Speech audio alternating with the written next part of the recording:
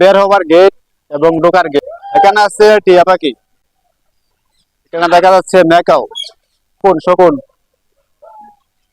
এটা হলো বাংলাদেশের সিল, এটা হলো বাংলাদেশের গ্রামীণ ঘোড়া, আন্তর্জাতিক উল্লুক।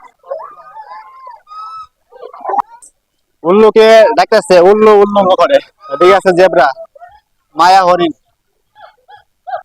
এখানে আসলে মূলত সাপ, কত বড় অজগর সাপ, অনেকগুলো অজগর সাপ এখানে রাখা আছে।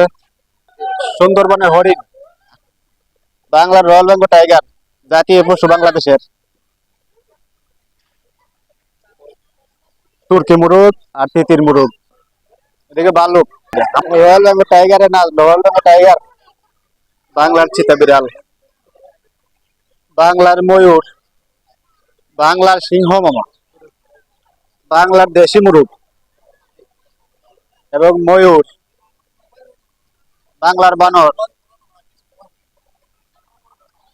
বের হবার গেট এবং ঢোকার গেট। যারা দেখা শেষ হয়ে গেছে তারা সবাই বের হয়ে চলে যাচ্ছে। যাদের পাহাড়ে চড়ার ইচ্ছা আছে তারা চলে আসেন চট্টগ্রাম চিড়িয়াখানায়। দেখতে পারবেন রং বেরঙের সিঁড়ি দিয়ে পাহাড় সাজানো। সব জায়গা দেখতে পারবেন পর্যটকের ভিড়। দেখতে পারবেন পুরা পাহাড়টা সাজানো, আঁকা বাঁকা রং বেরঙের পাহাড় সাজানো। চট্টগ্রাম চিড়িয়াখানায় কিভাবে আসবেন? বাংলাদেশের 64 জেলা থেকে যে কোনো জেলা থেকে আপনি আসেন, চট্টগ্রামে প্রথমে আসতে হবে, বাসে করে আসতে হবে চট্টগ্রাম। যদি বাসে করে আসেন তাহলে অলংকার আসতে হবে। অলংকার থেকে শুধু 10 টাকা দিয়ে চলে আসবেন ফয়জলিক চিড়িয়াখানা। চট্টগ্রাম চিড়িয়াখানা ফয়জলিক আসলেই চিড়িয়াখানা চলতে পারবেন। অলংকার থেকে বা গ্রাম থেকে চলে আসবেন ফয়জলিক, মাত্র 10 টাকা, টিকিট মূল্য 70 টাকা।